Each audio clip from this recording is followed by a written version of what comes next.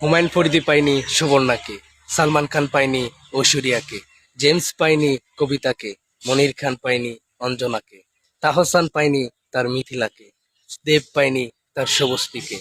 যেখানে এত বড় বড় সেলিব্রিটিরা, এত বড় বড় মানুষরা তার প্রিয় মানুষকে পায়নি, আপনি কি করে ভাবলেন যে আমি আপনাকে এত সহজেই পেয়ে যাব? আমি জানি আপনাকে আর পাওয়া হবে না, কিন্তু ভালোবাসলে কি পেতে হয়? ভালোবাসা পাওয়ার জন্য নয়, ভালোবাসা অনুভব করার জন্য। আমি আপনাকে প্রত্যেকটা সেকেন্ড, প্রত্যেকটা মিনিট, প্রত্যেকটা ঘন্টা অনুভব করি। আজ হয়তো বা আমি আপনার থেকে অনেক দূরে, আমার অস্তিত্বের খবরও মনে হয় আপনি আর রাখেন না। সময় কেটে যাবে, বয়স বেড়ে যাবে, হয়তো জীবনও বদলে যাবে, কিন্তু সত্যি কি জানেন, আমার এই অন্তরের মাঝে আজও আপনি আগের মতোই আছেন। কিন্তু আমার এই অনুভূতি কখনো পরিবর্তন হবে না।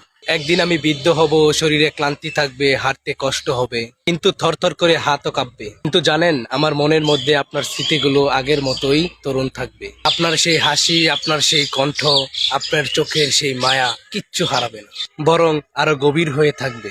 হয়তো বৃদ্ধ বয়সে কোনো এক সন্ধ্যায় আমি জানালায় বসে থাকবো, বাতাসে হালকা শীতল থাকবে, আর আমি হারিয়ে যাব সেই পুরনো স্মৃতিতে। ঠিক তখনই মনে পড়বে আমাদের হারিয়ে যাওয়া কথাগুলো, ঠিক তখনই মনে পড়বে আমার হারিয়ে যাওয়া অনুভূতিগুলো, ঠিক তখনই মনে পড়বে আপনাকে পাওয়ার খুব ইচ্ছে ছিল আমার। সময়ও হয়তো আপনাকে আমার থেকে অনেক দূরে সরিয়ে নিয়েছে, কিন্তু এই হৃদয় থেকে এক মুহূর্ত সরাতে পারিনি। জীবনের শেষ মুহূর্তে এসেও যদি কেউ জিজ্ঞেস করে আপনি কি তাকে ভালোবেসেছিলেন, হ্যাঁ, আমি সেই মুহূর্তেও বলতে পারবো, গলা ফাটিয়ে বলতে পারবো, যাকে আমি কখনো পাইনি।